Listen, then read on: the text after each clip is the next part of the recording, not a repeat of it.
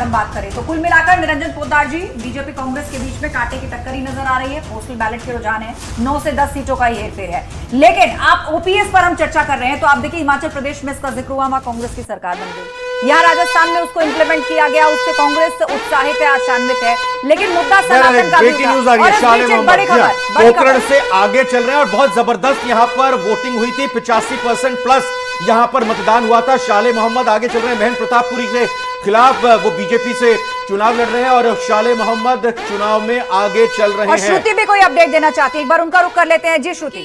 जी आस्था जी, क्योंकि शाले मोहम्मद का आपने बता दिया कि पोखरण सीट से वो लीड करते हुए नजर आ रहे हैं, लेकिन दो और बड़े नाम आपको बता दे। देवी जी पटेल भी जो कि बीजेपी की कैंडिडेट है झालोर के सांचौर से, वो भी लीडिंग पोजीशन में है। झालावाड़ की बात करें, झालापाटन से वसुंधरा राजे, मैंने आपको बताया। नरेंद्र कुमार जो कि झुंझुनू के मंडावा सीट से है, वो भी बीजेपी की लीडिंग पोजीशन में है। और झालापाटन से वसुंधरा राजे, कर्नल सोनाराम चौधरी जो भी कांग्रेस के कैंडिडेट है बाड़मेर से, वो भी लीड करते हुए नजर आए। और बड़ी खबर बरन से, किशनगंज से ललित मीणा जो कि बीजेपी के कैंडिडेट है, वो आपको लीडिंग पोजीशन में नजर आ रहे हैं। 115 सीटों में 62 बीजेपी लीडिंग। शुरुआत में जब रुझान सामने आए थे तो जहां पर एक लाइन से बीजेपी नजर आ रहा था, उसके बीच में कांग्रेस भी लगभग उसी तादाद से नजर आने लगा है। निरंजन जी, चर्चा हम कर रहे थे, ओपीएस की बात हुई, लेकिन जिक्र सनातन का भी हुआ, हिंदुत्व का भी हुआ, कन्हैया का भी हुआ। तो अब आप बताइए, एक तरफ प्रदेश सरकार की योजना है, उसको घेरने के लिए इन सब चीजों का जिक्र किया गया। पोलराइजेशन दोनों ने अपनी अपनी तरीके से किया। आस्था जी, सबसे पहली चीज होती है वो होता है आदमी के ऊपर भरोसा। और जिस तरीके से कांग्रेस ने शासन किया है, मैं बात कर रहा हूं पिछले 5 वर्षों की, आपने देखा होगा 3.5-4 वर्ष जो है केवल आप ये मान के चलिए होटलों से, रिजोर्ट से सरकार चलती रही, गिराना बचाना इसी खेल के अंदर लगी रही।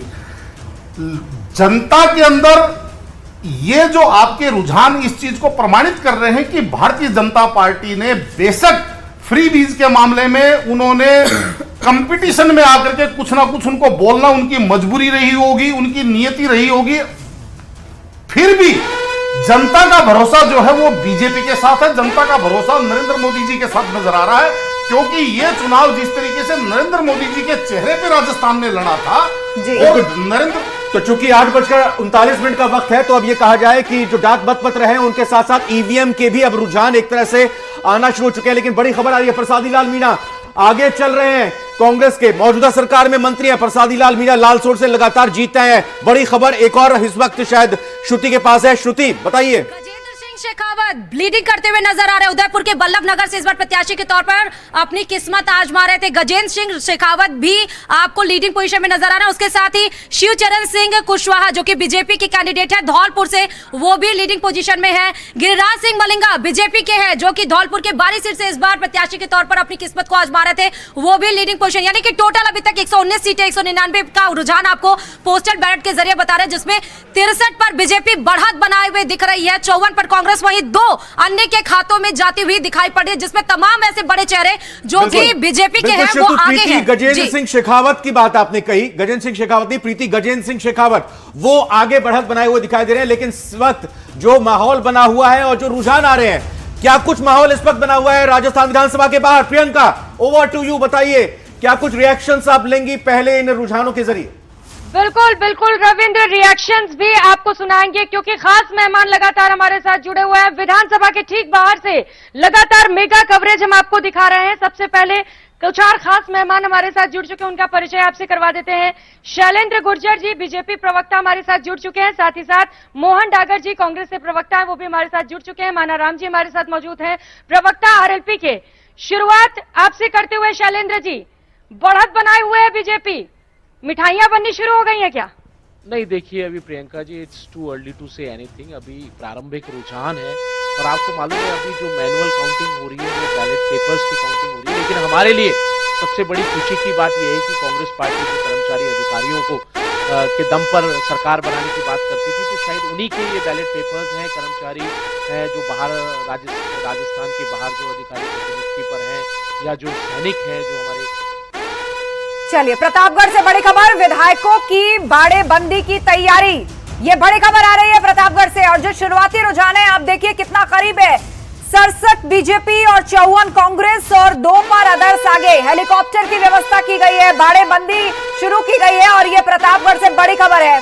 निरंजन पोद्दार जी, कहा जाता रहा है कि चुनाव कोई भी हो, विधायकों का छुपना, रिजॉर्ट पॉलिटिक्स, उसकी शुरुआत पहले से ही हो गई। आप देखिए एग्जिट पोल के आंकड़े जैसे ही सामने आए, वीडियो कॉन्फ्रेंसिंग कॉल करना, अचानक वीडियो कॉन्फ्रेंसिंग के लिए सबको बुला लेना, सबको इकट्ठा करना, मीटिंग्स, ये एक्सरसाइजेस चल रही हैं। और अब देखिए ग्राउंड तक बात पहुंच गई, हेलीकॉप्टर, बाड़ेबंदी, ये सब शुरू हो चुका है। और सूत्रों के हवाले से खबर है बहरहाल आस्था जी, सबसे बड़ा दुर्भाग्य है लोकतंत्र का कि एक तरफ हम बात करते हैं लोकतंत्र की, एक तरफ हम बात करते हैं लोकशाही की, और दूसरी तरफ एक क्षेत्र के प्रतिनिधि को, चुने हुए प्रतिनिधि को अगर हम हाईजैक करके उसको बाड़ेबंदी करके या उसको जिस तरीके से, तो सबसे पहले मैं बार बार कहता हूं कि अगर आपको लगता है कि आपके विधायक खरीदे जा सकते हैं, आपके विधायक पलटी मार सकते हैं, तो आप स्क्रीनिंग सिस्टम ऐसा बनाइए, आप अपने साथ कार्यकर्ता ऐसे जोड़िए, टिकट ऐसे लोगों को दीजिए कि आपको लेकिन ये सब चीजें ना करनी दोनों पड़े। ही खेमों में हर पॉलिटिकल पार्टी में इस तरह से दिखता है, लेकिन ये दुर्भाग्य है कि जब अगर आंकड़े ऐसे आसपास आए तो एक स्थिर सरकार राज्य को कैसे मिले। सीधा रुख श्रुति का करते हैं, उनके पास अपडेट है। जी श्रुति। पुनिया भी लीडिंग पोजीशन में नजर आ रहे हैं, जो कि आमेर से जयपुर की तरफ से उतारे गए थे। वहीं वीरेंद्र सिंह जो कि बीजेपी के कैंडिडेट है अजमेर के मौसूदा से, वो इस बार लीडिंग पोजीशन में नजर आ रहे हैं। वहीं हवा महल की बात कर ले, आर तिवारी भी लीडिंग पोजीशन में नजर आ रहे हैं, जो कि कांग्रेस के कैंडिडेट है। अजमेर के किशनगढ़ की बात कर ले तो भागीरथ चौधरी जो कि बीजेपी के कैंडिडेट है, वो लीडिंग पोजीशन में। देवी सिंह शेखावत, अशोक गहलोत लीडिंग पोजीशन में। सरदारपुरा सीट से शाहपुरा की बात करें तो मनीष यादव, जैसे मैं बात कर रही थी, बिल्कुल हम आपसे लगातार अपडेट लेते रहेंगे, लेकिन जयपुर का रुख कर लेते हैं। प्रियंका इस वक्त चर्चा कर रही है, और प्रियंका ताजा आंकड़ा सामने रखिए सभी के सामने। 68 सीटों पर बीजेपी आगे, 55 पर कांग्रेस आगे और 2 पर अदर्स आगे। देखिए, सबसे पहले तो न्यूज 18 के दर्शकों को मेरा राम राम नमस्कार। आरएलपी पार्टी राजस्थान में पिछले 5 साल से थी, संघर्ष कर रही थी सड़कों पे, और अभी आपको थोड़ी देर में देखने को मिलेगा कि आरएलपी पार्टी का स्टैंड क्या है, आरएलपी पार्टी कहां है। बहुत कम समय अभी हुआ है मतगणना का, और आपको देखने को मिलेगा कि हम वो आरएलपी पार्टी जो 5 साल में मेहनत की हनुमान बेनीवाल जी ने और कार्यकर्ताओं ने, उस आरएलपी पार्टी का सिंबल पानी की बोतल है। तो प्रियंका, और ये अभी दोनों आरएलपी पार्टियों का को रुझान मैं कुछ बताना दिखाई दे या नहीं दिखाई दे, लेकिन मुख्यमंत्री अशोक गहलोत को लेकर रुझान आ रहा है कि वो आगे चल रहे हैं, और 365 मतों से मुख्यमंत्री अशोक गहलोत सरदारपुरा विधानसभा सीट से आगे चल रहे हैं। तो इससे पहले भी आपको बताया था, बड़ी खबर हमने दी थी, रिजल्ट ब्रेकिंग इस वक्त आते हुए सरदारपुर सीट से अशोक गहलोत 365 मतों से आगे चलते हुए अपने निकटतम प्रतिद्वंदी से। तो शुरुआती रुझान से बढ़त बनाए हुए हैं, हालांकि बढ़त आपको फिलहाल मामूली नजर आ रही होगी, लेकिन अब देखना होगा धीरे धीरे रिजल्ट में जब आंकड़े तब्दील होंगे। फिलहाल 365 वोटों से आगे हैं प्रियंका। जी बिल्कुल, हनुमान बेनीवाल जी, आरएलपी पार्टी एएसपी पार्टी का गठबंधन है। हम किंग मेकर की भूमिका में। कितनी सीटें? देखिए, हमारी लगभग, आपको मैं क्लियर बता दूं, 15 के लगभग हम सीटें जीत रहे हैं पूरे विश्वास के साथ। प्रियंका, RLP इनसे का जरा दावा है कि पूछिएगा 15 आगे जरूर सीटें कि लेकर पहले RLP एक आ तरफ रही है, दावा और कर रहे थे कि जीत का सरकार हम बनाने जाएंगे, लेकिन अब 15 सीटों पर सिमट कर आ गए हैं। आप बात कीजिए संजय जी से। बजट जो बढ़त है वो बीजेपी की तरफ है। जी बिल्कुल, बढ़त नजर आ रही है, लेकिन हमें समझना होगा कि इसके अंदर कौन वोटर है। इसके अंदर सरकारी कर्मचारी हैं और 80 साल